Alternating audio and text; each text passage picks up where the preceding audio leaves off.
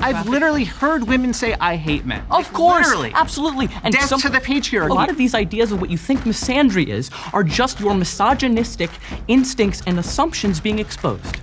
Yeah, so now you're assuming that I'm misogynistic I'm not because assuming. yeah, you are. I'm not assuming. That was not an assumption. I gave you a very clearly You're rhetorical demonstrating path. it right now. Really? Yeah. Really, I hate men. Do That's you literally think, the do you definition. think he's misogynistic? Yeah, probably. I think we all are a little bit, some more than others. Yeah. All right, it's 2025. Trump is president, and we're back with another Middle Ground XL. Behind me, I have 25 traditional men and 25 progressive men. We're gonna ask them some questions, and we're gonna see if they can find a middle ground. Our first question is, should it be socially acceptable for men to wear skirts? Come forward and find your speaker for this issue.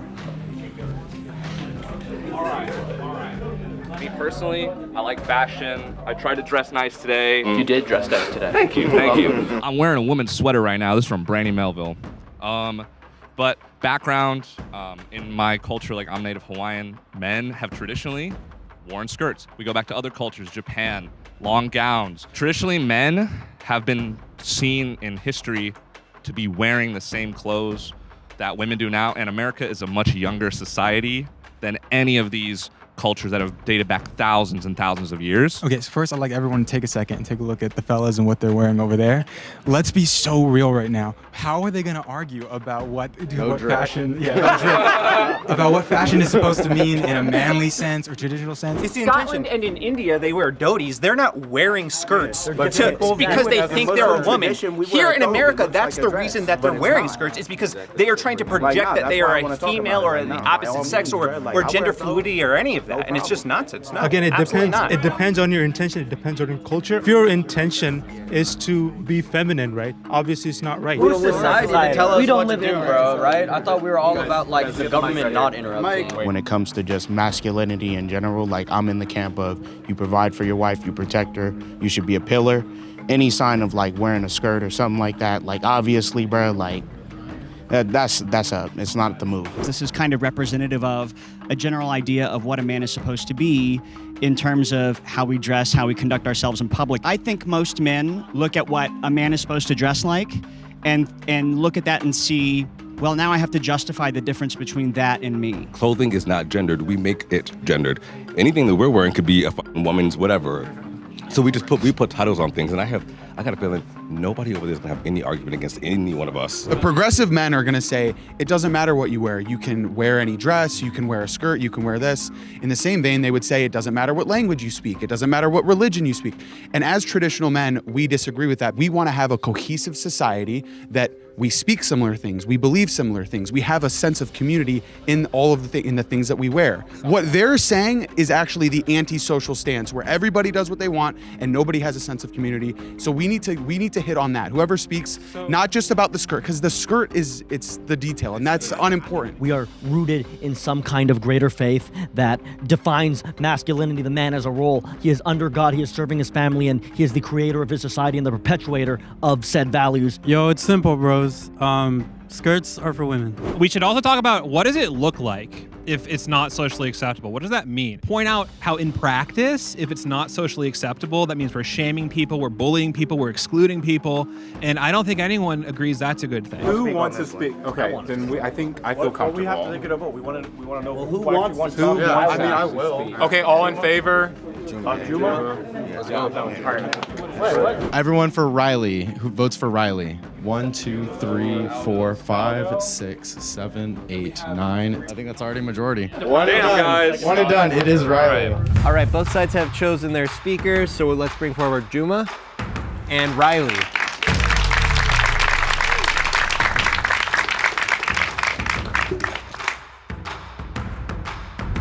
Should it be socially acceptable for men to wear skirts? You've got 8 minutes to find a middle ground between the two of you. Go for it. Well, I believe that men can wear whatever they want, and pertaining to skirts, particularly, I am a Native Hawaiian person. Traditionally in the culture that goes further back than America itself, men wear skirts. Japan, men wear long gowns. It's not called a skirt though, specifically. I know, but again, it's just different like, cultural norms. I wear a thobe sometimes. Yes, but it's like cultural some cats norms. in the military. I've roomed with guys in the military, and they say like I had to shoot the dude in the dress. So it's like, nah, like, do I take it personal? No. That's just according to that group of people, that's what they call it, right? Like, I wouldn't call a kilt a skirt. Okay. No, that's a cultural symbol. What a skirt means in today's society is different. But go ahead, I'm sorry for cutting you off. I mean, yeah, like I was saying, traditionally, cultures that go further back, where clothing only has the meaning that we set to it. So, you know, if I someday decide that your skinnier pants are feminine because I got baggier pants, right? Yeah. Then I can do I get to ridicule you for that? Do I get to outcast you for that? That's just my question. Again, going back. So why what's is the it question you not? would like to ask me? Why is it not socially acceptable? What it represents is that's femininity, yo. Like there's no question about it. Like if you're a dude walking around in a black leather skirt, like you're saying a lot. Like Jaden Smith is one of them cats that was on Vogue. Like like we've seen what a skirt represents as a man. At least in North American culture and even some Asian cultures. Like I've been to South Korea. There are a lot of hyper feminine men out there. The only thing that I didn't see in South Korea was cats putting on makeup in the mirror. But for some reason, whenever I go outside, I see hella cats wearing makeups, foundation, eyeliner, all that stuff. So femininity is negative for men to express but is it okay to express feminine things? What do you think about my nail polish? What do you think about my skinny watch? Me personally, bro, I ain't rocking like that. Okay, that's cool. That's great. But I am. So is there anything wrong with that? That's a feminine trait that maybe you want to exude about yourself. Okay. Now, like if we walk down the street, like I may interact with you a little bit differently just because like I see the fact that you're wearing nail polish. What does that mean? Like, well, would you generally, bro, like whenever cats are like wearing nail polish, they're a little bit more hyper feminine. Okay. They may try to hit on you or just other stuff in general. Okay. So it's like So you're afraid. No, I'm not afraid. Even outward expression of femininity does not define sexuality. I mean, like there's a lot of straight guys out there, a lot of, people who are in like, emo punk scene wearing black nail polish for fun. People who wear lots of rings, completely straight, and it but doesn't it's matter. The representation though of what that What means. does that mean, though? So like a guy wearing like, he's obviously counterculture, right? Yeah. Like if he's like the emo punk kind of guy. Also like borderline like devil worship at times. Devil worship? Yeah, Well, like nah, that can be clearly associated with it with a pentagram. A skirt isn't indicative of what a masculine man should represent in today's society. We got a lot of over-feminization of a lot of guys. Like being a solid man that your wife can look to, or whoever that you're taking care of, can look to and be like, yo, that's my pillar. Like if something going wrong in my life, they got me. And if you're walking around wearing a skirt, bro, like, okay, there might be cats that can walk around wear a skirt and they solid to the people that they can take care of, right? But the exception isn't the rule. Most cats walking around in a skirt, bro, they're not super breaded up. They're just cats trying to express themselves sexually because they've given up on the financial part. I mean, I feel like a lot of people who express like it's feminine easier, traits, it's easier to be let's hear broke. from. Yeah, I mean, I feel like a lot of people who express feminine traits, and have been, in the media for wearing skirts. Harry Styles is the biggest example. You think he's not breaded up? You think Young Thug is not breaded up? Like people like that? Yeah, but at what cost though? Like now you're starting to tap into the fact of like, nah, like it's pretty obvious and it's out in the open now that a lot of these rappers, a lot of these cats grabbing ankles. These same dudes that wear skirts are the same ones that were popping up at the Diddy parties. They holding hands with Diddy, calling him daddy. I mean, again, Like, this come kind on, of just man. goes back to the argument that a lot of people try to push that's that feminization. that gay people are groomers Nah, and they're and then on they're- top of that, bro, like I get that's- it, bro. Like I get like it's a cool piece of clothing. Like my pops, he owned a fashion label. He did it in the '90s, where he exclusively designed women's clothing out of Egyptian silk. I totally get it. From a fashion perspective, for a woman, like bro, it's amazing. Like bro, I think a woman looks good in a maxi skirt. But I'm saying I don't think a dude should be walking around rocking that. And I guess my question to you to dig deeper is, should this be, mandated? Should you, bully people who are wearing skirts? It shouldn't be open, common practice being taught to kids like, hey, bro, go to school wearing a skirt. Like, I'll tell you right now, like the time me growing up in East Oakland, you go to school wearing a skirt, it's gonna be rough for you.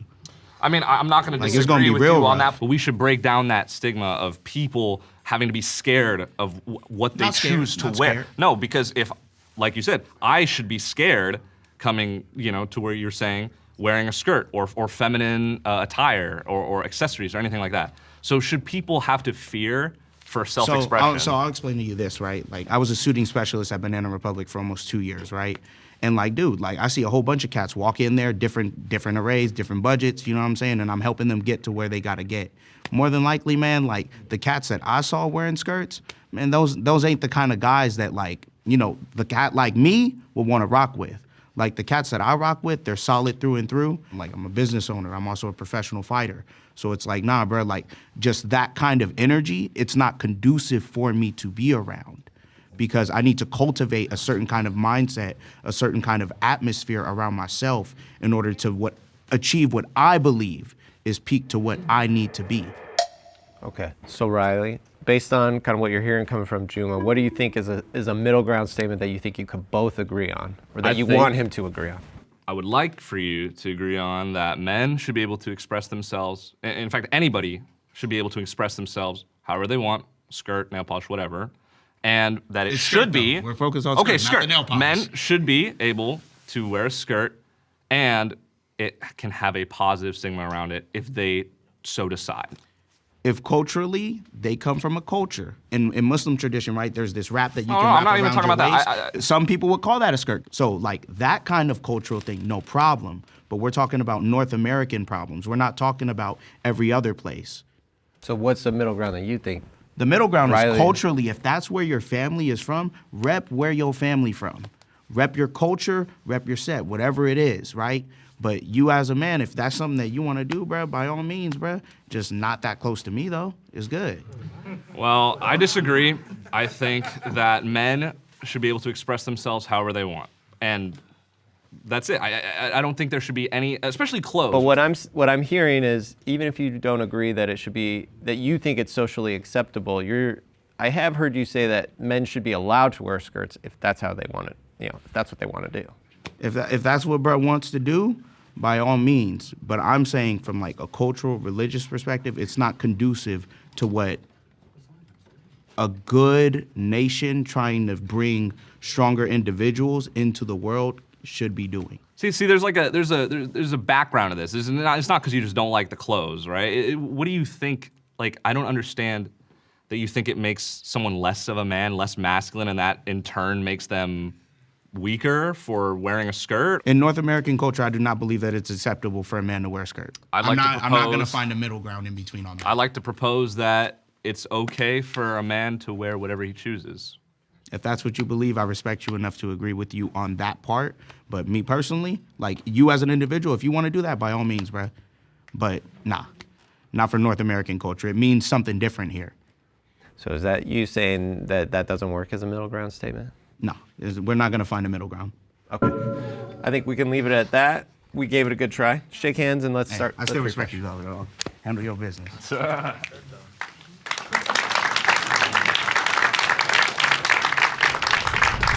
We did not find a middle ground in that last prompt, but thank you to Juma and Riley for giving it a try. We're going to move on to our next prompt, which is, does society need more tradwives or girl bosses? Who can define these terms? Okay, so a girl boss is like a girl who like slays the house. She's independent, bro. She's her own boss. She don't need a man. And the tradwife is what? Traditional. Is like a woman who's like, I gotta cook and clean for my husband. Girl boss doesn't necessarily mean going out and being a CEO or doing whatever. It's just an empowerment of doing what they want to do. Being able to choose that, the best choice for that relationship is to stay at home and take care of a kid, whether that's the man or the woman or whoever in the partnership, or to go and work. I don't care if she's traditional or trad. She's got to follow my program and my rule as a man. And what I'm saying is she can go and be a boss at the job, but when she comes home, she's going to take that shirt or hat off, and she's going to follow my lead and follow what I have to say, because I'm the man. She's got my name. She's got my ring. She's under my rule. Of course.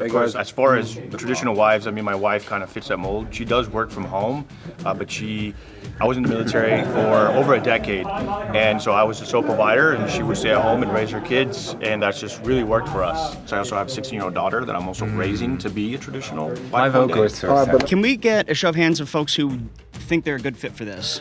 1, 2, 3. A lot of times, whether a woman should be a stay-at-home wife or whether she can work and do other things in society is kind of a cloaked sexist argument. And so I think that whether or not a man or a woman in a relationship, who's the stay-at-home parent, who's working, should be a function of the individuals and should not be a function of us doing these, gender role-based prescriptions? I'm caught between him and him, but the most important question for me is, are you paying all the bills for your home? The girl bosses have been detrimental to society, and how tradwives have actually helped build the family and through homemaking raise up the kids instead of them going out to the public school system or being raised by strangers because the girl bosses were too busy working to care about their kids. Traditional wives is outdated. We find that women who have leadership roles do have higher success, arguably, than men because they get people to work together better, I feel. Men, it's about competition. In modern society, most physicians are women, most lawyers in America are women, the most educated people out of men and women are women. They attend school at higher rates, they graduate at higher rates. The capability women have to raise children, the innate ability that my mother has, the connection she has with me, is something that is very important. And I feel like girl bosses lack that. If you're going to say that the woman's duty is to serve the man, say it just as much conviction that it's the man's job to serve the woman. Isn't the question we need more trad wives versus girl boss? That's the question, right? And so I would advocate for that. We gotta vote. Let's just vote. How much time? I vote Anthony. Sure. Anthony. Raise your hand for Anthony. Steve, vote for Steve? 1, 2, 3. I'm gonna vote for myself. If that's Well, okay. all right. Well, I'm gonna assume everybody's voting for themselves. Votes for Jay. 1, 2, and 1, 2, 3, 4, 5. Thank you. Yeah. All right, there we go. It's yours. All right, both sides have chosen a speaker to debate this prompt. So let's bring forward Anthony and Greg.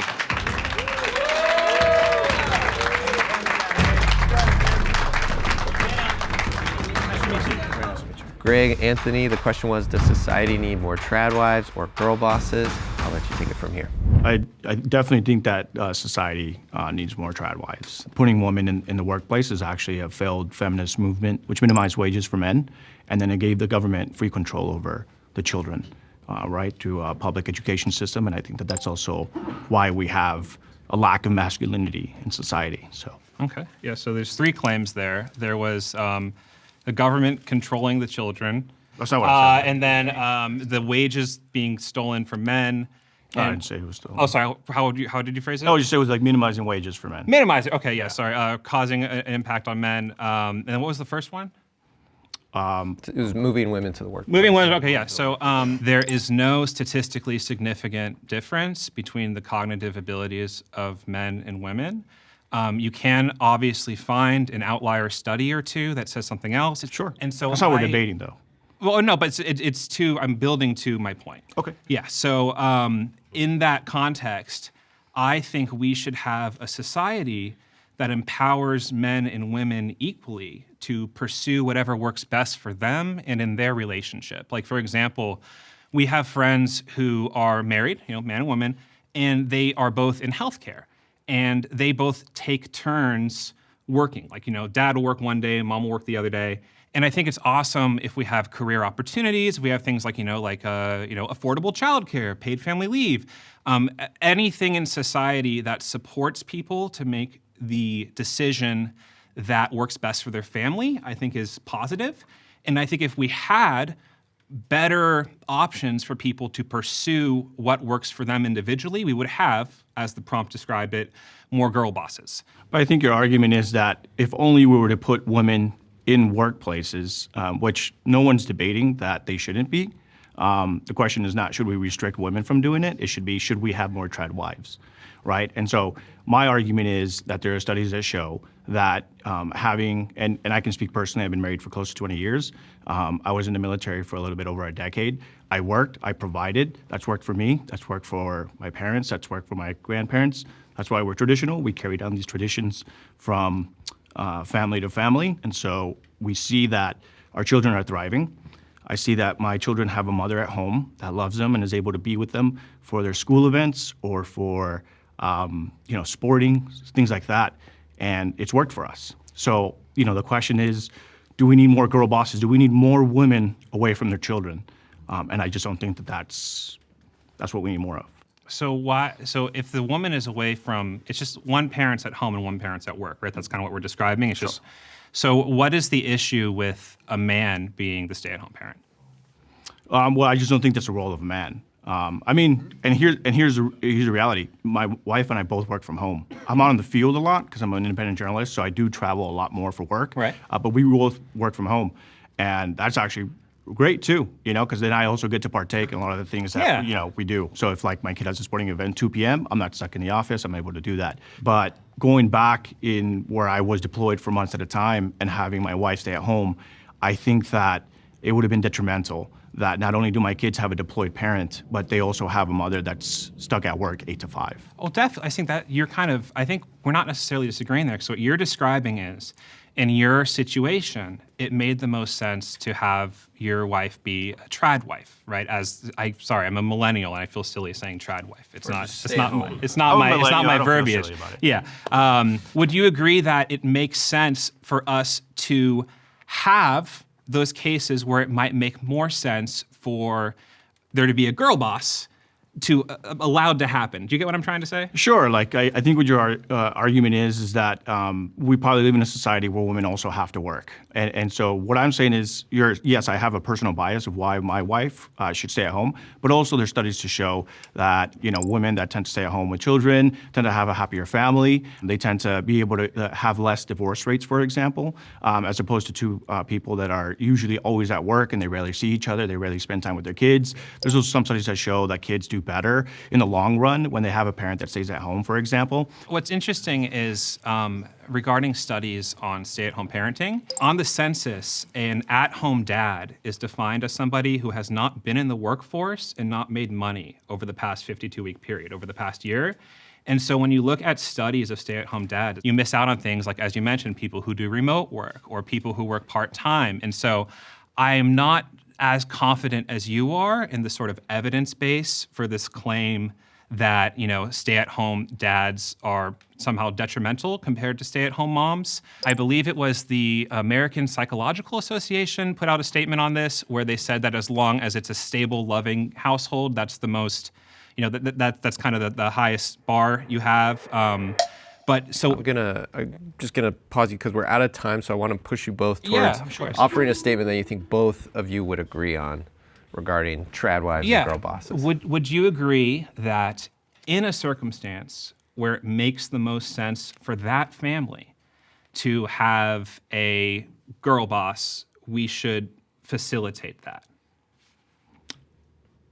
I don't agree with that just because what you're almost claiming is that the family can only be successful if the woman is a girl boss. Oh, no, that's not what I meant to claim at all. I must have so I'm just trying to say, should we look at people as individuals and look at individual circumstances and then have people do what makes the most sense for their individual circumstances instead of making these broad kind of gender-based prescriptions where it's like, you're a woman, so you should do this, you are a man, or as you do in your own life. It sounds like your situation is not exactly a traditional situation because you are considering your personal circumstances, your personal strengths. But also studies back that, right? So that's what I was saying, less divorce rates. And then if you want to get into like the intricacies, like, a family that goes to a church every single week has a 50% less chance of getting divorced, right? So it's just a little, I guess, difficult to come to the realization of like, it's only if a girl boss was there, right? Because that is that question after us. Should we have more girl bosses? Not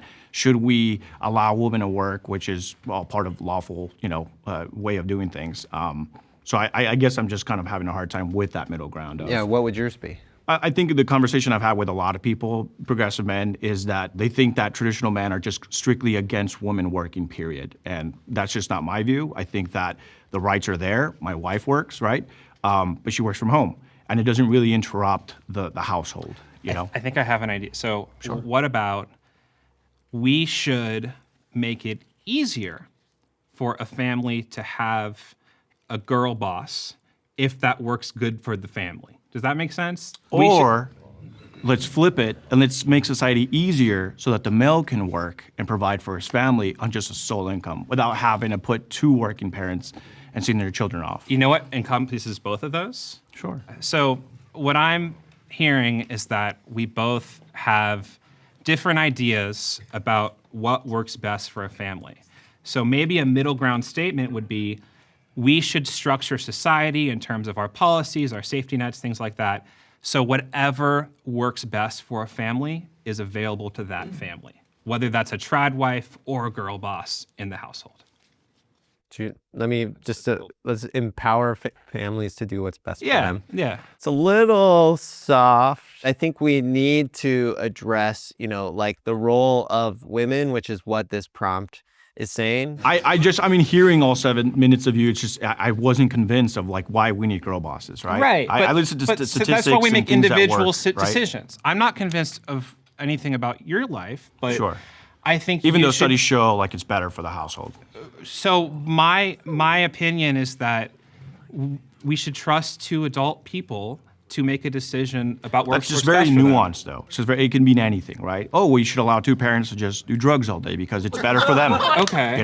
So it's just too nuanced. What I would say is we can live in a society where I guess, girl bosses can thrive legally and trad wives can also thrive legally. I just think a girl boss can already thrive. It's harder for a woman to become a trad wife than it is for a woman in today's day and age with the current policies to become a girl boss. What is a version of it you would be able to agree with? That we need more trad wives. You're not giving us anything, Anthony. Yeah. No, I'm sorry. I'm working pretty hard here. I think we'll just have to. We didn't find a middle ground statement for this one. Yeah. We didn't come to an agreement, but I like your facial hair. Thank you. I like your guru handkerchief. All right, nice to meet you, man. Very nice to meet you. Yeah, All right, and thanks for your bro. service. Yeah, of course.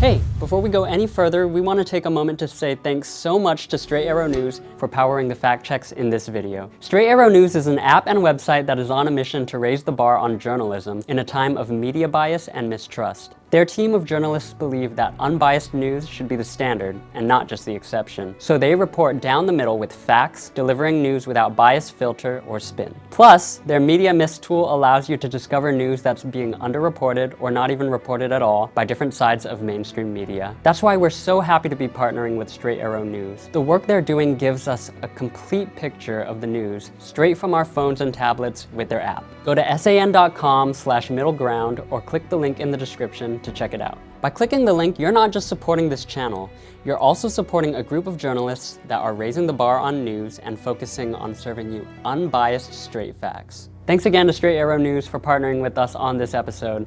Now let's get into it. Thank you, Greg. Thank you, Anthony. We didn't find a middle ground in that question, but we're going to move on to our next question, which is, are depressed men weak? I would definitely say that depressed men are weak. I was heavily depressed. I'm a cancer survivor. And with that came clinical depression, anxiety disorder. I gave up on life. I didn't want to live. And that's because I was weak. Coming out of that, I'm stronger than ever before. Bless you for that, brother. You got through that. But what I'm saying is, ultimately, the depression part of it is a weak mindset. Right, yeah. So that is weak. Like when your family member dies, like you Yeah, definitely have you should times, be sad, but like you right. shouldn't like label yourself as I'm a depressed person. It's like I'm going through like a sad state right now. Like it's tough times, but you gotta pull through it, and that's what we all agree on. Is that being strong means coming out of that, Right. And not like because like killing yourself is the weakest shit to do. That type of sentiment saying that like men who have depression are weak leads to men killing themselves. So I want to push back against that. There are so many studies that show that men who hold those types of views are more than 2 times as likely to kill themselves. So I would, okay, well, I mean, we'll give it, Who else wants to? Both sides will agree, yes, being depressed is weak, but they're going to say it's okay to be weak. And I think that we should say it's not okay to be weak. Because as men, as a traditional men, it's our job to be strong even when we feel weak. I don't agree with that. That needs to be said. Anyway, I think I don't agree with that at all. I am a gay man, and my experiences within the gay community and the depression that I've gone through is a completely different perspective from a straight perspective. But my ability to fight through that and to stand and the things that I've overcome have made me really strong. I've struggled with depression myself. I have ADHD, I'm neurodivergent, and that does predispose you to depression, anxiety, and other things. Despite that, I don't feel weak. I was a former top cop. I was the youngest cop in my state. I teach women how to beat up dirtbag men. So I don't feel weak despite having those struggles with depression and anxiety. It causes men to have this complex that if they aren't enough for their family, if they're not enough for themselves, then who are they going to be enough for? Why are they even here. If you let your depression win, you're weak. So you could be depressed, but you still go through life. Like if you're just laying in bed all day, then yeah, I would say you're probably weak. But coming from like a biblical standpoint, it says that the righteous man falls 7 times, but he gets back up. You will fall, and so that's okay, but get back up. That's what that's what I would say. Two different ways to argue this. I think that we have one who studied it, is very intellectual about it, and is very passionate about this case. And we have another study where this person is traditionally gone through a lot of masculine things, so showing their masculinity, and very much so gives that example of depression does not make you weak. Chad, raise your hand. Oliver? 3, 4, 5, 6, 7, 8. Okay, sounds like we have a clear winner. All right. We're still working it out. We're so good at this. Thank you. If only we could win elections like this. All right, both sides have selected their speakers, so let's bring forward Alex and Oliver.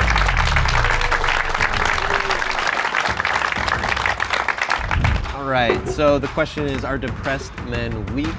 I'm gonna let you guys see if you can come to a middle ground statement. You've got 8 minutes. Go for it. I'll let you go. Okay, sure, yeah. So, I'm coming from the perspective that I don't think that depressed men are weak. I think that depression is something that needs to be taken very seriously, and I think that statements like depressed men are weak are exactly the kind of rhetoric that perpetuates the problem, that leads to people being stuck, including myself, experienced with depression, being stuck in this type of rut that you can't get out of. And the moment that I kind of like acknowledged to myself what other people were telling me, but I was really like, oh my God, am I a weak man? Am I, somehow lacking in some sort of way? The moment I, put that aside and just was like, no, depression is a mental illness. Once I, got past that and, got the help that I needed, it was really the moment that I started to emerge from that. So I think that that type of statement is part of the problem and something that I want to push back Okay, against. but what you would say is staying in a state of depression, I would consider that weak, right? Depression in and of itself isn't weak, but when you label yourself as a depressed person or you let that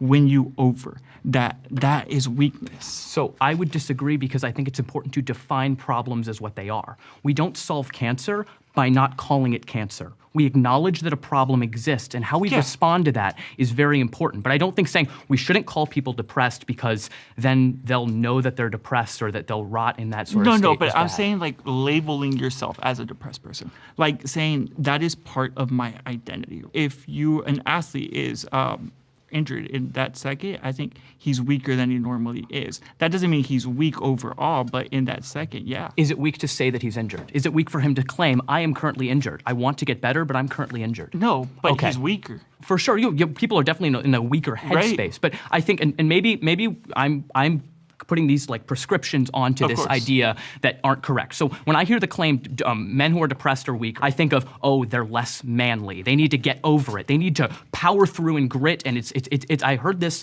from someone who was over there from your side. It's a weak mindset. It's a choice type of thing. And I reject that because it is a clinical diagnosis that people receive when they are depressed. We all go through states of depression. I think no one here would argue that you're never going to be in a state of depression, right? Things happen where you do feel depressed. There's depression and then there's people who describe themselves as being depressed. I think it's important to separate those two because you can feel sad. Of course, everyone feels sad. Everyone has mood changes. Depression is clearly defined as persistent, like feeling bad regardless of the things that are going on in your life, even when things are going well. Right, but I don't think the prompt was saying that depression makes you less of a man because I'm weaker, right? Sure. I'm in a wheelchair. Yeah.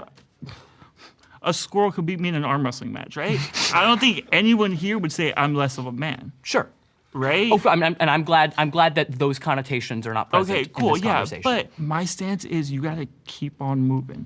Like you just have to, and you might have to take medication. Mm-hmm. I'm not against it. I'm pretty sure some people on my side are gonna be against taking medication.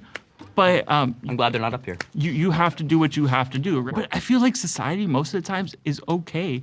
They say that it's okay to rot in it. I really don't think that's largely the case. I think it definitely is in some subsets of the internet that you'll find, but I think most people, I think the way we treat mental illness is it's really hard for us to grapple with it because it's not visual. There's this idea that when you break your arm, everyone comes to sign your cast. But when you say you're depressed, they don't know what to do and run the other direction. And I think it's really important to break that type of stigma that mental illness is a real thing. I'm not sure, I don't want to speculate. I'm sure there are some people who don't really think it's a real thing. Oh, you just need to get over yourself. You need to work harder. Back in my day, we just said that we were, sad and we pushed through. Well, we see it in TV. So we see it all the time, all over the place, where it's like, hey, I can't get up out of bed today. Oh, you know what? Mental health day. I don't disagree. But I think we are, as a society, letting that be a norm and letting that be okay, which I don't think it should be necessarily all the time. Because there's agreed. times where you have to get something done, and you can't just say like, hey, I'm gonna take a mental health day. Parents, I'm not a parent, but I'm pretty sure parents are here. They are depressed. They have to care for their kids. Yes, and I think you and I would both agree that like it's irresponsible if you're a parent or something of that nature to neglect your responsibilities because of mental illness. However, I do think it's very much the case that mental illness can be debilitating, can be crippling. So weakness. Yeah. Well, I guess fine. weak, Okay, fine. yeah. Sure. Then you're defining weakness in such a way that it has no connotation behind it. If you want to say someone who is depressed is in a weaker mental state because they're not able to function as well, then I guess we agree. But that doesn't really get to any of the societal implications Right, where and there I might think- be some disagreement between you and me as And a I think we've traditional done versus that, but I progressive think man. we could agree that depression is weakness then. Okay, so I would agree with your literal statement. The problem is Right. there are a lot of connotations. When you say something's weak, it's like, oh, it should be looked down upon. That person is doing something that... No, because I'm weak, so I don't want to be looked down upon. I agree, and I'm very glad. But I think if someone were to like look at you, oh yeah, you're weak. That would be, but it wouldn't just be a literal factual statement about the nature of the world as it exists. It would be a normative judgment upon you as a person. In many cases, if someone calls disabled people weak, would you just be like, yeah, we are? Or would you be like, you're kind of an asshole, man? It depends a lot on context. I agree with you, but well, then we would have to take everyone's opinion on it and stuff like that. Just we're up on time, so I want to push you guys towards offering a middle ground statement. Yeah. And just to reiterate the question, it was, are depressed men weak? I'll let you. Sure. So here's, I guess, and this is why I would say I don't want to use the word weak. The use of the word men in the phrase makes it very gendered. If it was just are depressed people weak, then maybe I'd give a little more credence to this idea that we're just talking about descriptively what is factually the case. But I think when you insert men in there, there's this idea that depressed men are weak because men shouldn't be weak. Men shouldn't be burdened by their emotions or burdened by illness of the mind. It's just, something they have to power through. So because of that, here's the middle ground that I guess I would propose to you, and you're welcome to respond to me on this.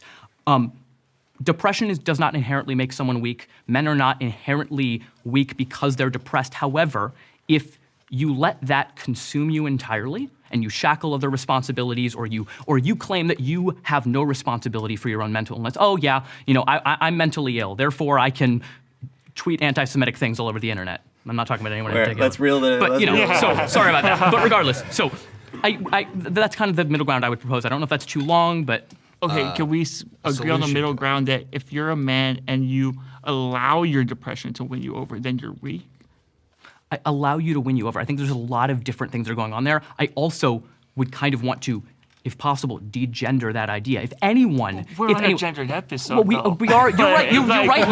You're right that we are. You are correct that we are. However, I think it is true because men exist, and because men exist, women also exist. Women don't just not exist because we all happen to be in a room with very few but we're of them. not talking about women in this instance. I don't think that's necessarily the case because we live in a society that is inherently gendered. So I agree with you. Okay. But this episode. Of course. Okay, so Alex, what would your statement be if you want to give us a draft? A middle ground, I would say, if you succumb to your depression, then you are weak. If you allow your depression to take over your life and you don't seek help and you kind of just use it as an excuse for your life or for your poor choices, and I would say that's weak. And I have one more question for you. A lot of men who succumb to their depression are ones who end up with a bullet in their head. Are they weak in your mind? I would say so, yes. You'd say they're weak. Men who kill themselves because of their depression are weak. Yes. And I think that exact idea is what leads more men to kill themselves. Well, okay, so I don't, there's a strong disagreement there and there's a lot to discuss there, but let's try and make our way back to what do you think is something that he would agree on? So he said letting depression take over your life is not a good solution. So do you have like a counter? Do you think it makes I'm just curious, do you think it makes a man weak to seek medical remedies or to seek out treatment in that way? I'm in a wheelchair right now. I have to see a doctor every 3 months. Okay. So. I'm glad to hear it. Yeah, no. Okay. If the pills are helping you in that, then yeah, go for it. If you need to get out of the woods, seek Christ, whatever it is that you need to do. Okay. Do that. Yeah, I don't think I really disagree with any part of that. Okay, so it sounds like we're landing on if a man is depressed, he should seek treatment. Yes. Yeah. Men who are depressed should seek treatment. Men should seek treatment. Awesome. All right.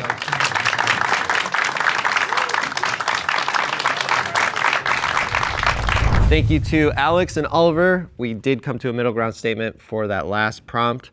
Moving on to our next prompt. Should men spend their time watching porn? All right, let's get you guys up in the center. It's an unhealthy practice, and as someone who is a healthy human being and can make observations with his eyes, understands that this is not neurologically beneficial, so maybe I don't even know why it's political. I think everyone's going to agree on this. So I think the worst part about it is breaking down the relationship between men and women, making sex something that is cheap and carnal and not something that's spiritual and deep and something that exists on a higher level than just physical.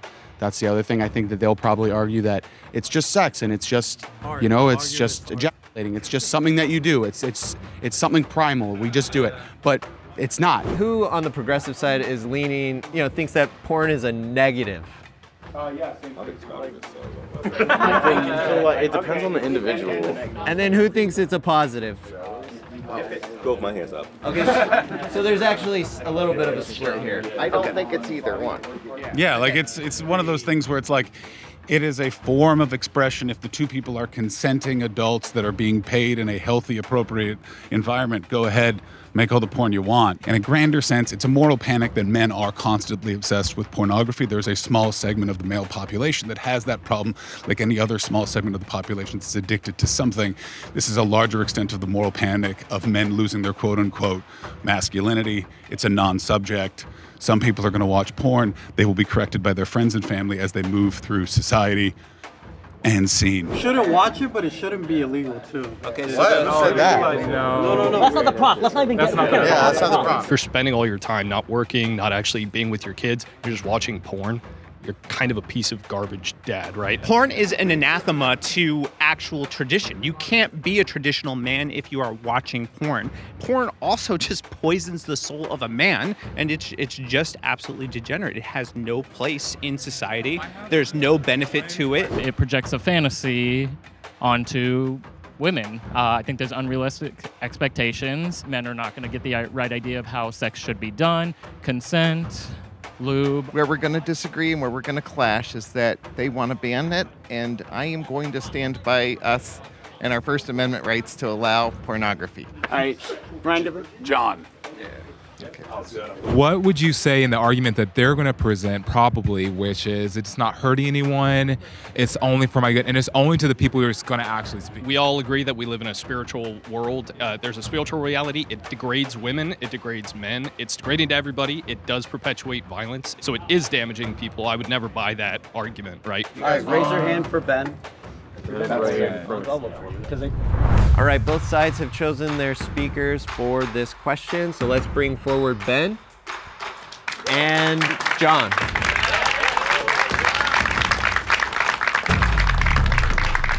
Hi, Ben. What's up? Buddy, how are you? Please go ahead, because I have a feeling that you know where we all stand on this one. So I don't think anyone should be watching pornography.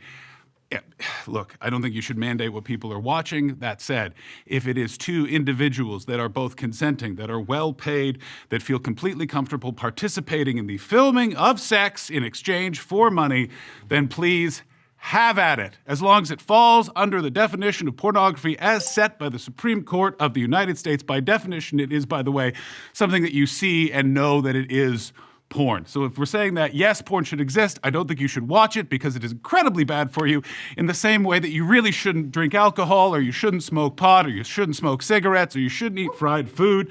All of those things are also very bad for you, both on a cognitive level and also spiritually. Well, so I think you're agreeing with me. Ultimately, you're saying men shouldn't be spending their time watching porn. Absolutely. But you don't think that it should be illegal, right? No, we have the First Amendment. And while I might think that maybe it should be, right, that's not what I'm going to argue here. I'll argue that porn is destructive to men and women. Completely it's destructive to anybody involved in the sphere. What other things could you be doing as a man? How is it hang on. Okay, great. What other things could you be doing as a man that porn takes away from? You could be working, you could be taking care of your kids. I think every man's goal should be to create a productive relationship with his wife so that he can have a productive relationship with his children and a stable family unit. Porn completely gets in the way of all of that. I completely agree. Porn does get in the way of interpersonal relationships. That's it. Just wanted to call you up and not to be a prick, but I'm going to be a prick. You said porn is harmful to everyone involved. How is porn? Oh, I mean the people involved in the actual action of either the doing the sex or the watching it. So you're against sex work? That should be illegal. Sure. You're against the filming of it, all that sort of stuff. You're against. Yeah, I mean, look at what and it so does. You're against the Supreme Court's interpretation of the First Amendment. Just to be clear, that's correct. Well, I'm against certain types of speech. I mean, the Supreme Court also said you can't say certain things. But the Supreme Court has actually weighed in on this issue, and the Supreme Court says porn is a legitimate expression of speech. Partake in it whether or not you want to. Hey, the Supreme Court gets stuff wrong all the time, doesn't it? I completely There was a agree. time when they said, hey, black people not very important, right? Totally, And and so they we can corrected agree it. that they're not always right. I think you and I can agree that porn's not the kind of thing that people should be spending their time in. I completely agree. Millions and millions of men are spending their time in it, and we see what happens from it. It creates an economy where women are being exploited, right? In certain cases, yes. I mean, if you can make money from it, okay, cool. But you know how many women are like, well, I could I just make a understand, but quick let me buck just on explain. OnlyFans, so I I'm might sorry to as well interrupt. do I'm it. just They sorry to don't want interrupt. to be doing it, most of them. I agree. Some of the people involved in OnlyFans do not want to participate. Let's use the example of Andrew Tate and all of his webcam girls. Those webcam girls were not participating for their will. They were captured in some way. They were ensnared by the lover boy model. So that type of porn, very, very bad. But someone in their bedroom, as a consenting adult, selling images of themselves is totally fine and is protected under the First Amendment. But again, brother, I don't understand what your point is. You're going, porn is stopping us hanging out with our wives. That is a fault of the man not turning the computer off and going and spending time with his wife because he's addicted. I would So agree it shouldn't is he a be fault given- of the man as well, but a man can engage in something wrong while it being his fault to engage in that, but also the thing he does was wrong. I want to, if you're comfortable, like, do any of you want to speak from personal experience if it's informed your views on porn? Yeah, I mean, again, I think most men have had experience with porn, right? And it's not something that you're gonna go shouting that you're happy about. Hang on, No, that no, you're I- gonna go around. Okay, we can probably agree on that, right? I would say that many men, I think the average age now for kids getting engaged in porn is like 9 or 10. It's extremely young, right? They get hooked at that young age, and then all of a sudden it blows up. I've had experiences in relationships when I've watched porn. I've had experiences in relationships where I haven't. And I'm married now, and I don't do that anymore, and it's dramatically a better experience for myself and my wife. I completely agree with you that it's better when you're not doing when you're not doing it than when you are watching porno. It's better for you because of all of those. The false perception of reality that porn offers is very unhealthy to human beings. You would agree, and I would That's also. one of them. I Yeah, I mean, completely there's like also agree. By a the way, billion. that is okay. There's a lot more Listen, we can problems. broaden this out and Yeah, get yeah. crazy. You know what I mean? Let's workshop what's a sentence as brief as possible that you want to offer as the middle ground. Okay, I would say porn is not the kind of thing that's conducive to a healthy relationship or a healthy life in general, and that while it is legal across states, we should do what we can to minimize illegal activity on the sites themselves and also engagement for minors. I completely agree with everything Ben has said. Not only am I in the middle ground, give me a corncob pint and a buckle shoe. I'm a trad male, boys. Who found John? I completely agree with everything you're saying. It is bad for you. It is bad for relationships. It's bad for women, and it's bad for men. It needs to be protected against kids. Kids should also be educated as to that porn is a fantasy, that it isn't real. That is not what a man looks like. That's not like a woman looks like. If you get into a van in Miami, that is not going to be the result. If you order a pizza, nothing like that is going to happen. And to that, I would say we need more education about sex. We need more education about our bodies, and we need more education about social media and the internet. So when a 9 or a 10-year-old is presented with a webpage that says, don't click on this, they go, oh, this is something I'm not supposed to look at. And that goes to parenting. So I think we, in a macro sense, absolutely agree. But those are all details to the main meme of, I think porn should be available. I don't think anyone should watch it. So the middle ground is no, men should not be spending their time watching porn. I hope you're all sitting down. I also agree. No, men should not spend their time watching porn. Awesome, okay. Well done, brother. That was so fun. Thank you, Ben. Thank you, John. We were able to come to a middle ground on the last prompt. Our next prompt, should men be the leader in romantic relationships?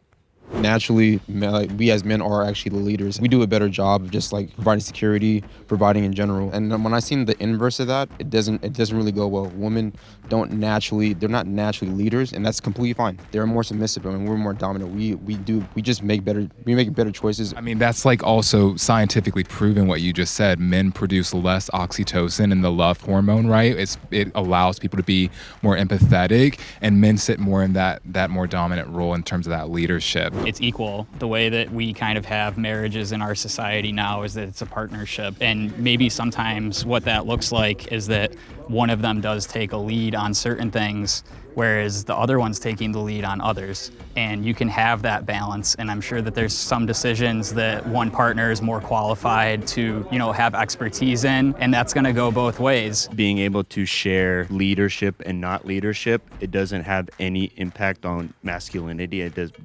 Empowering women to take lead does not make you less masculine. We're talking about romance. So we're looking at the divorce and women cheating.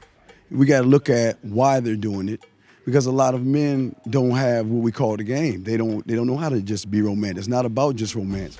It's about listening. It's about being sensual, sexual, romantic, kinky, dirty, listening, connecting, going deep in the mind. As a man, you should have the ability to be able to cultivate your woman, that's sexually, mentally, and spiritually.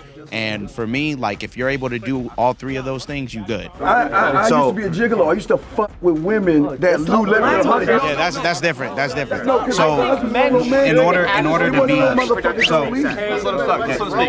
your job as a man is to be the leader in your relationship. You need to provide, maintain, and take care of your woman. I'm a child of divorce, first off. So my mom, that's why we're depressed. I grew up largely with my mom. My mom took on both roles. She took on, the leadership role, and I was with my dad on the weekends. He provided what he could provide with the short time I had with him. I think that women are just happier in male-dominated relationships. Like, they just prefer to be just taken care of and nurture the children and everyone. And like, when we see that different power dynamic. What you just said is really problematic. You go, they want this, women want this. And no, I'm saying, no, but statistically we see the divorce rates between, male and female couples where the female is like, earning more is the breadwinner. Here's the thing, man, like I have had to go to therapy because I am just a very unsympathetic person.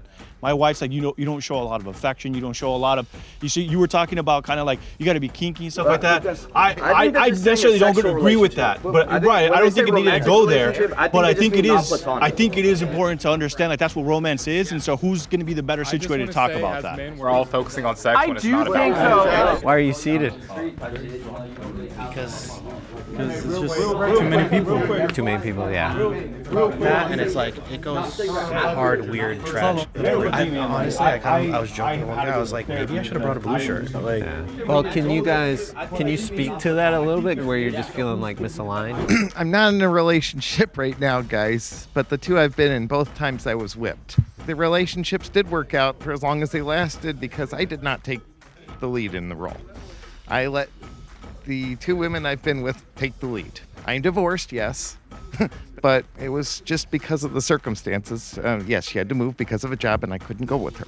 I think it's important that we state that the order of God in Christianity is God over Christ, Christ and man, man over woman, and this is vaguely in Islam. There is something similar in another religions. Well, it says, "Let us make men." It is. Talking about the angels. It is important that we stick to this. Once we deviate from this, let's just focus on the argument. I think it depends on what we mean by the term lead, because I think some of us are having this idea of just like control or whatever, like women are supposed to submit, and just like, and I would agree with that statement, but I also think it depends on a man who leads like servant-hearted. Like I would argue like a biblical man who he's self-sacrificing, puts the needs of his wife above his own. The fact of the matter is, in romantic connections with women, there's going to be times that I'm going to need to tell you no, and I'm going to need to control situations that you feel otherwise Situations, not her. Yeah, if you want to go to Walmart at 2 a.m. in the morning because it's 24 hours and you think you're going to be safe, you're not going.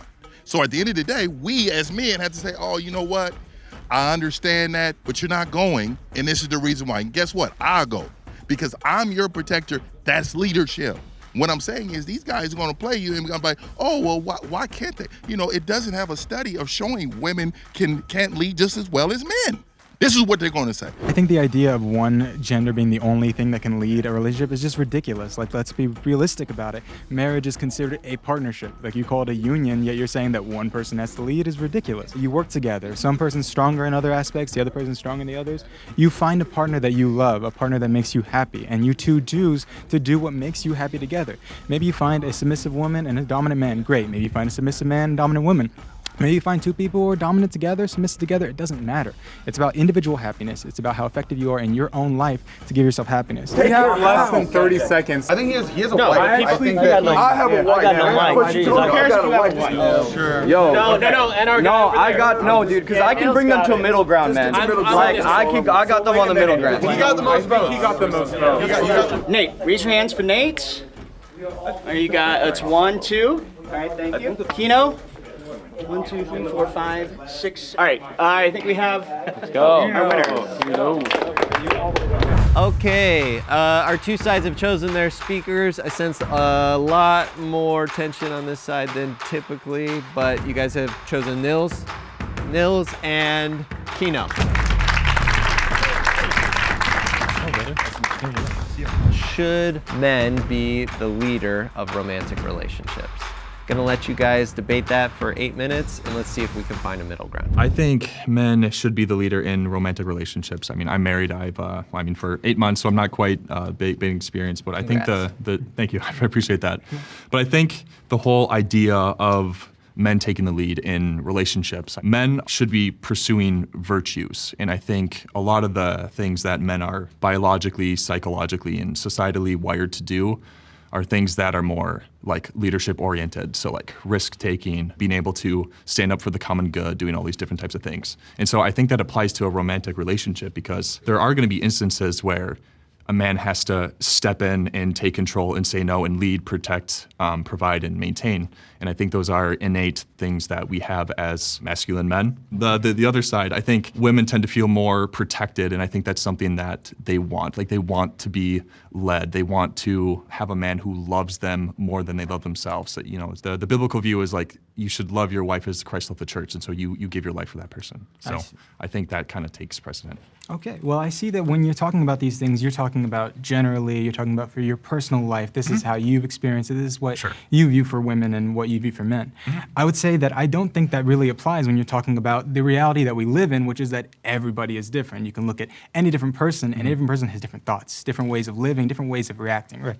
So even if you're a masculine man, maybe you just are lazy, right? Maybe you don't want to take a lead in your relationship. Maybe you like a partner who goes ahead and does their things for you, and you partner with them. That's the idea of the unionship, right? Is that you're a partnership and that you're supposed to work together. So when we're talking about men assuming these roles, yeah, I agree with you. You said about societally wiring these men and wiring women to feel a certain way. I don't think they're wired that way. I think that they've been reprogrammed that way through movies, through television, through the way that the patriarchal society has existed throughout time. And we're talking about women never being able to work, never being able to vote. Like this is all stuff that is very, very new to the world in general. So when we're talking about women being able to do these masculine things, it's not that they don't have the ability to or that they don't have the desire to. It's that they'd never had the opportunity before, and we're trying to get there. We're trying to slowly but surely progress so that way men and women have equal opportunities to do whatever they want. Not be handed a Barbie and not be handed a G.I. Joe, but when you're a child, be able to grab whatever toy you want and have fun and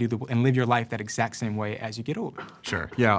So I brought up the points of being, psychologically wired, biologically wired, and you completely disregarded those two and went straight to the sociological. There are studies that show that men, we just naturally have more testosterone. That's just the way it is. And psychologically, we are just more wired to be in a hierarchical situations, and that requires leadership because the person at the top is the one making the decisions. I'll put it this way: I think men have a strong, soft side, and I think women have a soft, strong side. And what I mean by that is men are supposed to take these things of leadership, but we're also supposed to have empathy. We're also supposed to, I would probably disagree with some of these guys about like men not being able to like share their emotions. I know it is virtuous to show courage, but a deficiency in courage would be something like you're a coward. And whereas on the other side, you have an excess of that, which would be recklessness. And I think a man leading in a virtuous state provides the most stable home to raise children, to do all these different types of things. So what do you mean by virtuous? Like courage, temperance, fortitude, all these different types of things. We have this like Andrew Tate, like hyper toxic masculinity that I would absolutely reject. But then on the other side, we also have this rapid evolving femininity that's happening. And I'm saying the virtuous path is often in the middle. If we shift a little bit from kind of this higher level, can you guys speak from personal experiences as to why, have your personal relationships informed your stance on this and why you would make that argument? Yeah, I mean, I'm stupid. I think a lot I'm stupid too, my friend. Yeah, exactly. We're all stupid. That's not a great way to start an argument. I think it's the perfect way to start it, John, because I think you're stupid too, John.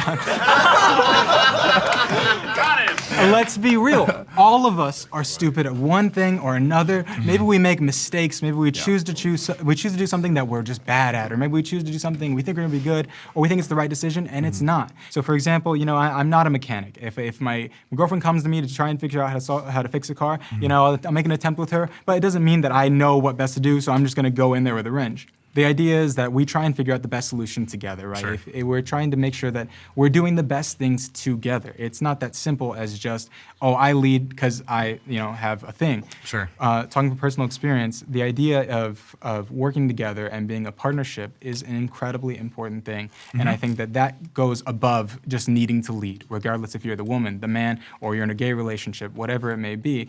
The idea is that you are in your partnership and you should be working together. And I think that maybe even your religion would say the same thing. I mean, I agree with most of what you said, but I think at the end of the day, like there are going to be certain decisions that need to be made, and I think the men have the most capable instinct in knowing that. And granted, they very well could be wrong. So going back to the idea of speaking from personal experience, I mean, my wife and I's marriage functions in a very traditional sense. Like, I'm the head of the house. When important decisions come to make, I consult my wife. I really much value her insight, and I really care about her and like what she wants. If it functions where the man lays down his life for his wife, he leads his wife, he puts her needs above his, and the wife submits to the man's leadership, I think that leads to a flourishing relationship. And I'm not saying submit blindly to this controlling man. I'm just saying, no, like she should submit. I mean,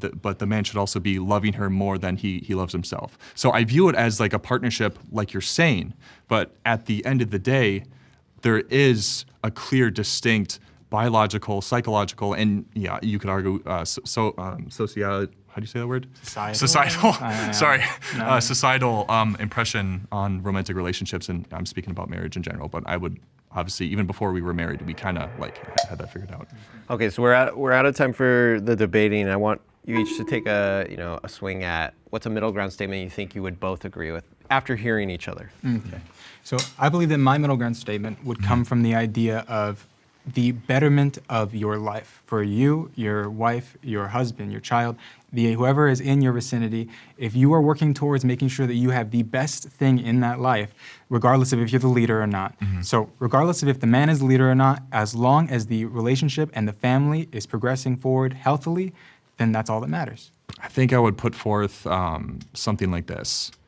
It is a good thing if a man and wife, or whatever, insert romantic relationship, both pursue a virtuous life that will lead to both of them flourishing. Do either of you have a way disagree with each other's I feel like we're saying the same thing, we're just using different words, if I'm not Sure. mistaken. I think it would be preferable for your middle ground statement to, talk about men or leadership, ideally both. Sure, okay. Right. How about this? The most flourishing that a relationship could get comes from a man who leads his wife in love. Oh, no. I mean, again, I'm not saying that doesn't exist. Obviously, there's plenty of examples of existing, but I think that a happy relationship could exist without happy relationship could exist without a man at all. But I feel like we're there. I feel like we can do this. Okay.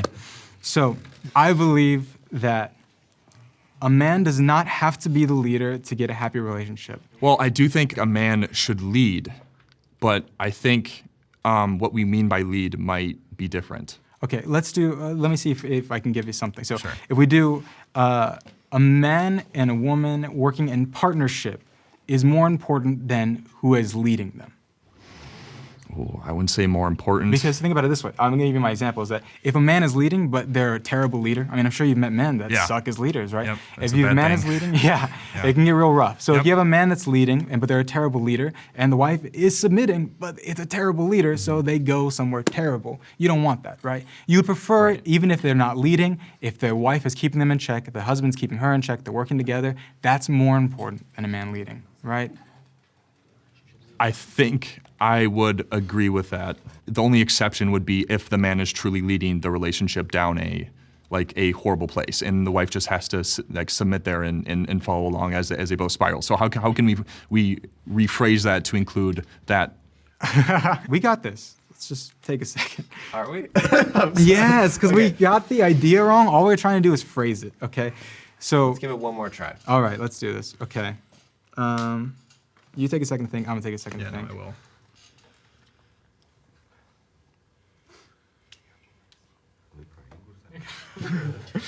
What about the man should be the leader if that makes sense for the every single prompt is making the other person concede on their point. And so I feel like we've spent like 15 minutes on each prompt trying to reach a middle ground when we said we don't need to reach a middle ground, but necessarily to reach a middle ground on these things, it would need for one of them to concede a point. I think I agree with you. I don't think we're gonna get past this one. If I have to give the point that in some certain relationships, if the man isn't doing his job, I can see that it might be okay for a woman to step into that role, at least for a time.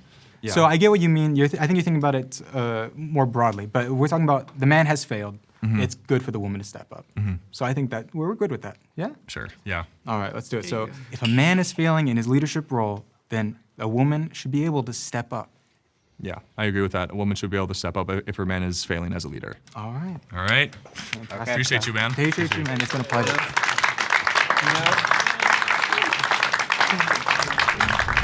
Thank you to Nils and to Kino for that very strained but miraculous middle ground. The whole point of this is it is kind of an impossible task, but I do think it is interesting to find where people will concede. And that is kind of what society does, is agree over things that seem impossible to agree on. So let's move into our next one. Is misandry more allowed than misogyny? Choose your speakers.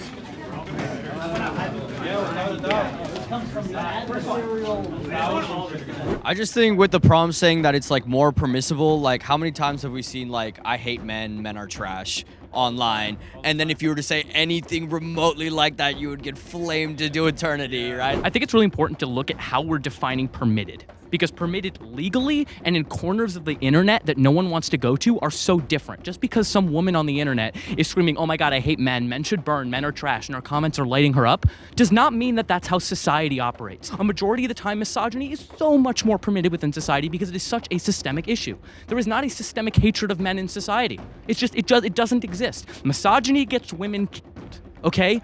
Misandry makes men have little hurt feelings sometimes. We know that misandry is more permissible because have you ever heard of toxic womanhood? No, but you hear of toxic masculinity. You hear people arguing against just being masculine itself. They treat it like it's a problem, like our very identity and part of who we are is a problem.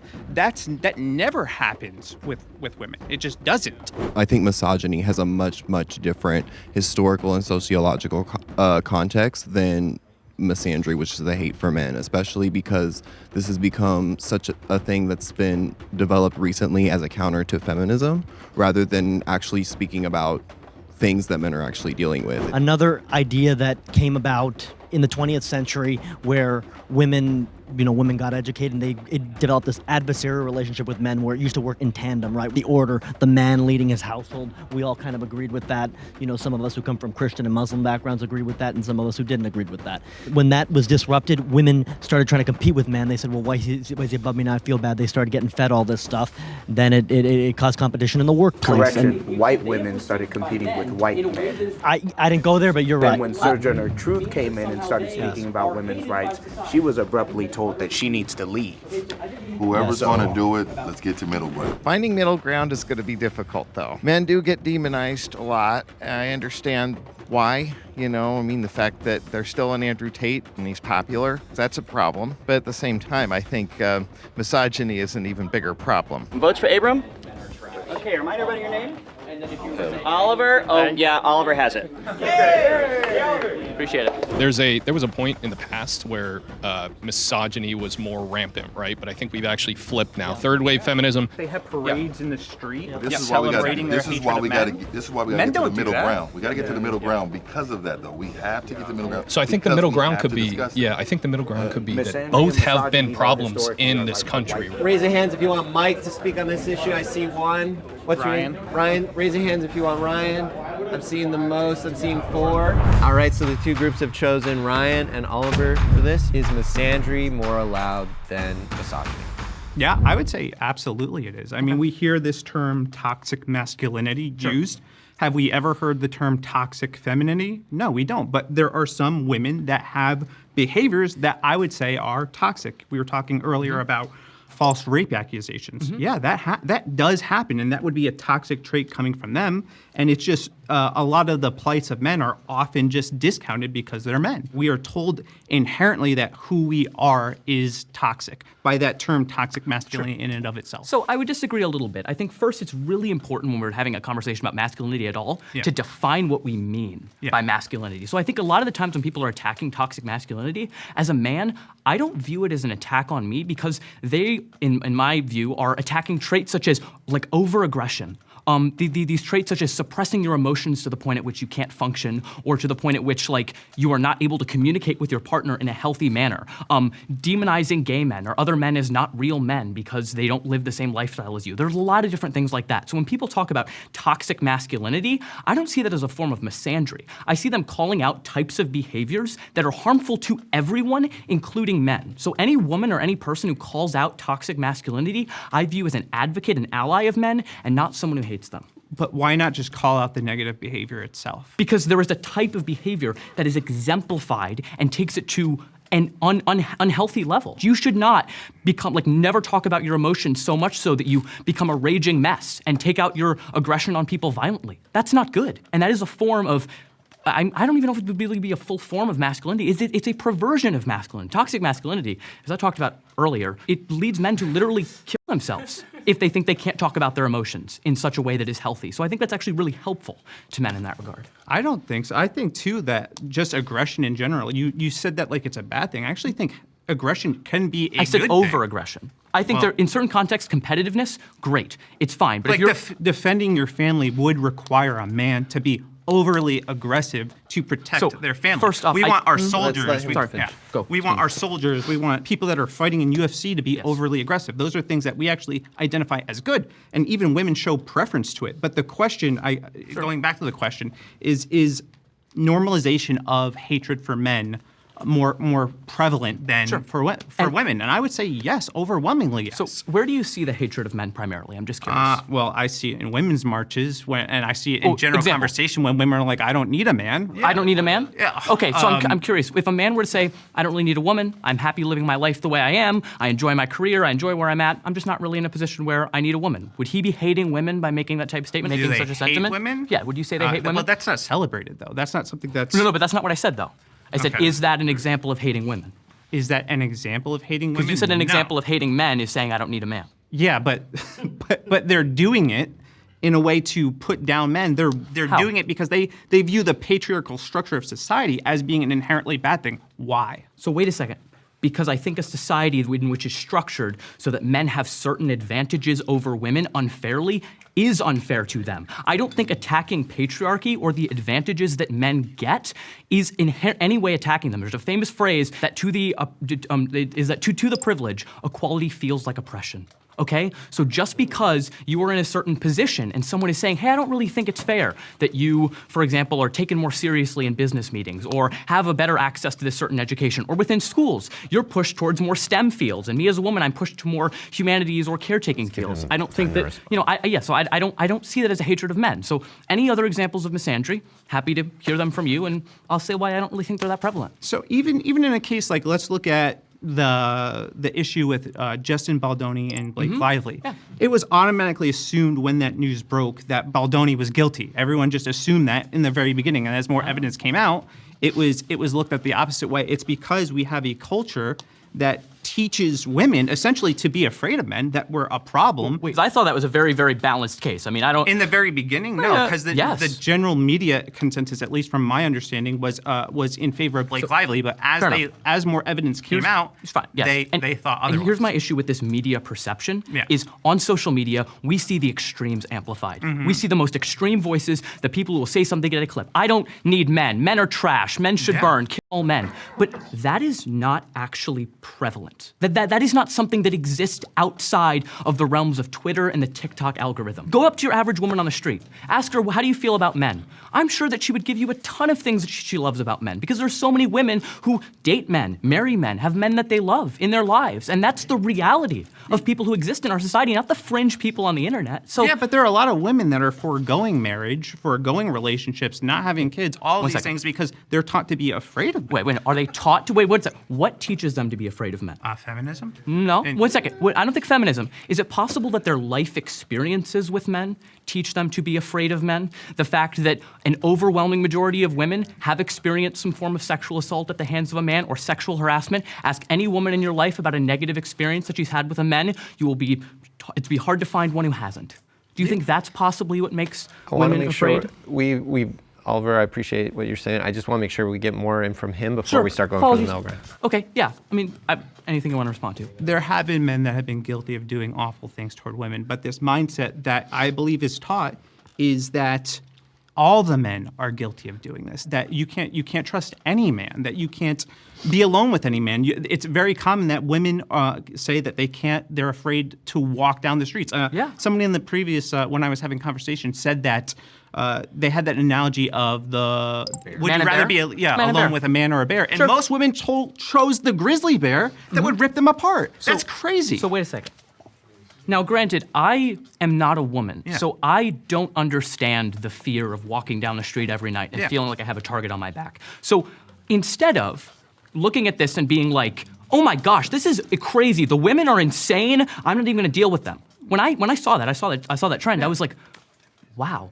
Like that is, imagine living your life in a state where you feel like you are at risk of your physical safety from 50% of the population. That must be awful, and we should look into the reasons why, like 97% of women have experienced some form of sexual harassment. You ask any woman if she's had an unwanted encounter of a sexual romantic nature with a man, I guarantee the overwhelming majority will be able to tell you. It comes from real life experience, not this amorphous threat of men. Men are real, and men can be very threatening because of many of the biological differences that I feel you would be very sympathetic to. Men are largely stronger. Men are largely larger. Men are largely, have a lot of that over women. So women, sometimes because of the physical nature are more vulnerable. It makes sense for them to be more wary of men. That's just a rational response. It's not to a the hatred. point where I would want to hear rather your response, and then we're going to go into Sure, but to the point where they would rather choose to be alone with a grizzly bear over a man in the woods. How many men does the average woman really believe that she would be safer alone with a grizzly bear that is trained to rip them apart than a man? It doesn't make any sense to me because men show up too and to defend women. Of course, men have fought for women's rights. I mean, fought for this been the country. ones fighting against them. Yeah. Okay, so I want to stop. I want to stop you guys here. Yeah. Plenty of disagreement, but it's time to start throwing. I want to hear more examples of misandry. I still don't know what it is, so I want to know. Well, I think we're out of time. It's a hatred of men. We can keep exploring your disagreements as we start proposing where there's a middle ground. I think too. And so let's hear from you just look at our education system, all right? So a lot of young boys are slapped with ADHD diagnoses. We're taught that just the nature of us being who we are, just being a little bit rambunctious or having high energy is like a bad thing. So instead of treating that, instead of dealing with that, or instead of restructuring our education system to accommodate men, they don't. They slap pills on young boys, get them hopped up on ADHD medication, and don't actually let them get their aggression out or their energy out in healthy ways. And you think it's because they hate men? Yeah, I do. I don't think it's in part. I don't think it's because they hate men. I think it's because the big pharma wants to sell you pills instead of the solution to the problem, and I think that transcends gender. They do it to both individuals. This doesn't seem like a gender-specific issue, right? Okay, so both of you, it's time to start offering a statement that you think you can both Disparate agree on. impact is really interesting that he agrees with that.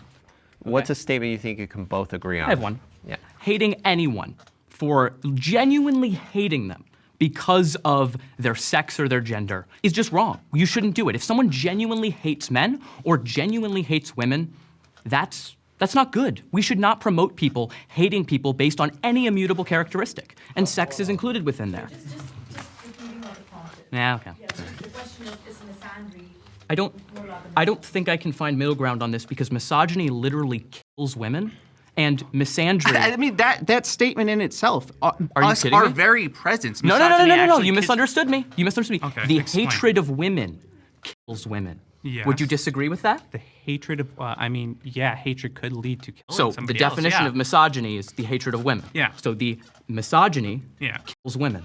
Yeah.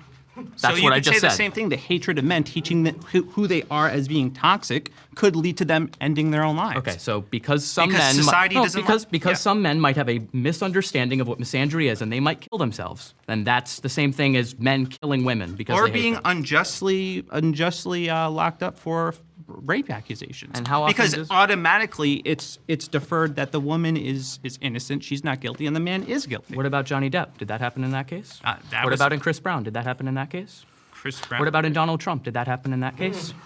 What happened to Brett Kavanaugh? I can Brett keep going. Kavanaugh was demonized. What? Yeah, he was. He was And where is he dragged right now? through. Yeah, because where is he right now? because it failed. Tell me where he is. Where is he right now? He's sitting on the Supreme Court. Thank you. Okay, what do you want to propose as, what's a statement you want to propose that you think you can both agree on? I don't think that. Well, that's our middle ground. We can't find any middle ground on this, I don't really think. Yeah. Let's I just think give it another sec. I think hating men is wrong. I think misandry is normal. It's very normalized to the point where we don't even But you realize can't it. give me an example of it. That's what I I'm gave wondering. you a bunch of examples. But the examples you gave me were women trying to live their lives of their own autonomy and accord, which is saying, I don't need a man, which is fine. I don't see what world you view that as hatred unless you think you're entitled to women. Yeah, but That's the only way I interpret that as a hatred of man. I'm being as charitable as I literally possibly can. I gave you the ADHD example of schools being structured toward that. It's structured towards that, but the issue is you can't just say that an issue affects men, and therefore it's because we hate men. I've literally heard women say, I hate men. Of course, literally. absolutely. And Death to the patriarchy, Of course. all these things. Wait, I've wait a heard second. that. Death to the patriarchy means death to the societal structures in which give men more societal power than women for no reason. That's not the hatred of men unless you think men ought to have that power because they are men. That is the only way you interpret it that way. So all I'm showing here is a lot of these ideas of what you think misandry is are just your misogynistic instincts and assumptions being exposed. Yeah, so now you're assuming that I'm misogynistic. I'm not because assuming. Yeah, you are. I'm not assuming. That was not an assumption. I gave you a very clearly You're rhetorical demonstrating path. it right now. Really? Yeah. Really, I hate men. What yeah. is he demonstrating? Dismissive of men. Dismissive? Showing Hey, let's let this him- let general him talk. sentiment Let him of talk. animosity toward men. He's showing it. How? You just did it. So I said that you have a disdain towards women because you view breaking down societal structures that benefit men You called as me hating men. misogynistic. Because that's Do you literally think, the do you definition. think he's misogynistic? Yeah, probably. I think we all are a little bit, some more than others. Yeah. I don't think we're gonna get. No, granted, to a I want to middle point ground. something out. I don't think I'm free of misogyny either. So this is not to say that you are a terrible individual or that I am a terrible individual. I've done a lot of learning to unlearn a lot of these ideas that, frankly, I've been instilled with throughout my entire life.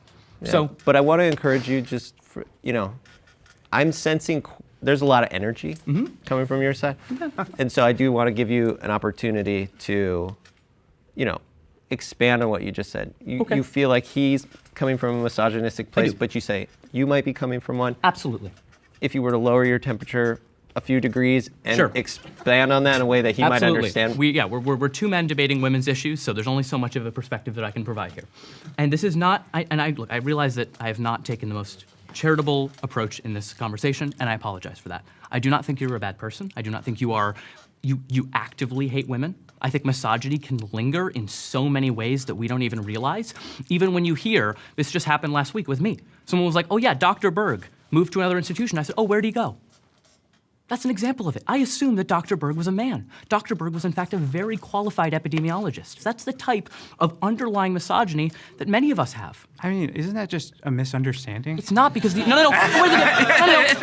Hold on. It's not because your assumption is doctor is associated with man. That's your first assumption. When women can be doctors too. Why doesn't the assumption go to women being doctors? Why isn't it? Because I guess we grow up where a lot of people just assume that men are doctors. I don't know Wait, that. because more men are doctors. Maybe that because they've been person's given. dad was a doctor, so he just had it in his mind that his dad's a doctor. So yeah. Okay. Sure. Yeah. And It's okay if we can't get to a middle ground, but just one last chance. Yeah. At least offer a statement that you think both sides can agree with. Yeah, I obviously believe that there's, misogyny. I believe that. I believe there's misandry. I believe these things happen. But I think at a societal level, we do see more of it negatively toward men, not women. Show me, give me examples of where you think this is happening more predominantly against women than men. Against women? The fact that women are denied the ability to receive certain types of education. In the sense of, within schooling, they are often intentionally pushed towards certain careers. For women. Wait, no. Just for time, we're gonna have to end this one, but let's at least shake hands. And it was a good try. Thank you guys. No ill will, even on camera. Okay. Okay.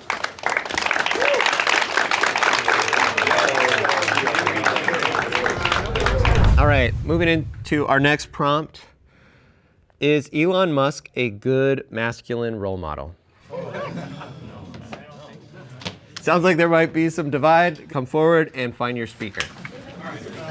No, he's not a good role model on this side. I don't even know the guy. Okay. Yeah. He has a bunch of baby mamas, which is not very traditional or like good for like a family household. I believe he has a great mind and he's contributed a lot to society with SpaceX and all the other things. But again, I have no idea about who he is as a person. So I don't know if he's a good man or not. We're no different than them when we just say, oh, well, he makes money, right? So does Andrew Tate. I don't think we would agree that Andrew Tate is a in-the-house father figure that's morally guiding his children, right? It's unlikely that anyone in this room knows more about the damage that Elon is doing to our government than I do.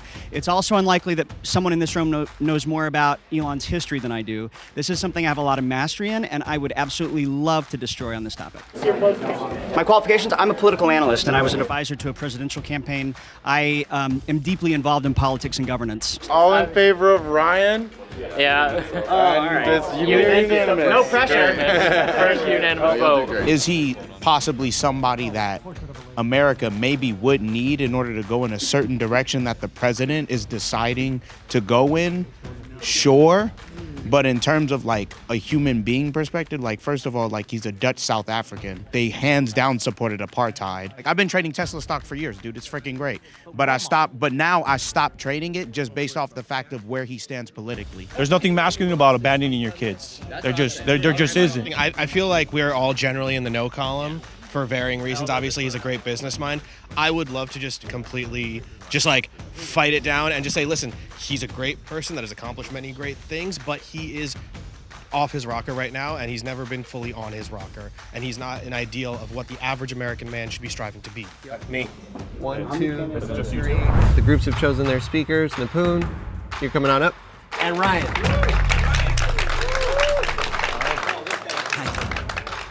Let's see where this goes. Is Elon Musk a good masculine role model? What do you guys think? I don't believe that anyone is evil, and I believe everyone has virtues. I think Elon's a really complicated, problematic, and potentially broken person, and I think he gets exalted because his successes are obvious, but his failures aren't as covered. And I think, but more than that, I think when you're looking for a male role model who is successful, there's so many people out there who don't have such an open track record for, casually having children everywhere and rejecting his child for something that they can't control. And it's hard for me to see how he would be in the top 1,000 of anybody's list. Okay. So the consensus of our group, which I'm here to represent, is that hell no. You guys don't think that? Yeah, we don't think he is a proper role model for varying reasons. Obviously, successful businessman, brilliant mind. The man can catch a goddamn rocket. So obviously he's great. But at the same time, he's with Trump right now. 2008, Tesla was popping up with Obama everywhere. He's moving left and right. He's not standing on a singular value that we can actually hold him to, except, I guess, the value of money and success and business development.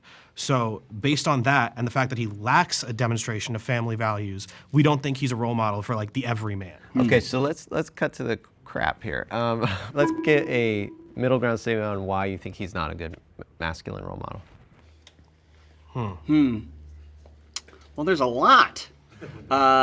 Side note, I did not step in front of the Tesla that might hit me later. I did. I mean, I think it could be as simple as he's not a good role model.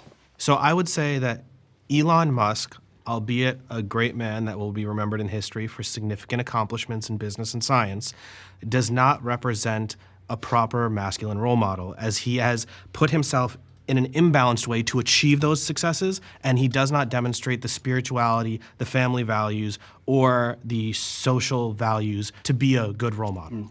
I mean, I think the thing that sticks out to me that I can't agree with is that he'll be remembered as a great man. I think he'll be remembered, and I think he'll be remembered as at least somewhat successful and impactful, but I think he'll be remembered as a mixed bag, as a human.